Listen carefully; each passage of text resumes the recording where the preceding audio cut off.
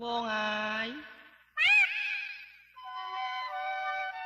អវងអាយ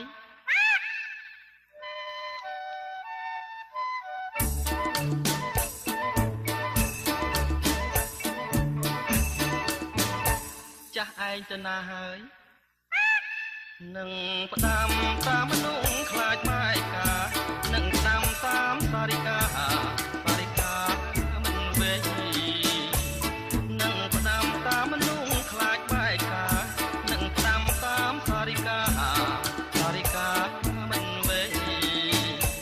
ចង់ផ្ញើបណ្ដាំទៅស្រីថាបងវិលវេរកស្រីវិញហើយឯងស្ដាប់បានទេអវងហើយថាអញមកហើយមកជួបម្ចាស់ជាឯងស្ដាប់បានទេអវងម្ចាស់ឯងគេនឹកអញទេក្រែងគេមានថ្មីទៀតទេណា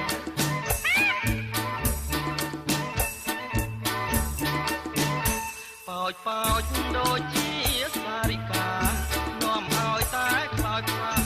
នឹកសង្ការក្នុងចិត្តប៉ោចដូចជាសារិកានាំឲ្យតែខ្លោចខ្លានឹកសង្ការក្នុងចិត្តឯងចេះតែថាមិនគិតឬក៏ការពិតបែកចិត្តមានថ្មីបើដូចអវងឯងស្រដីអញសុខចិត្តណាស់ខ្សឹងខ្សោយព្រោះសេចក្តីស្នេហាក្រែងមិនមែនពិតទៅដឹងអវងគេមានតែប្រាប់ឯងថាគេស្រឡាញ់ឯងទេ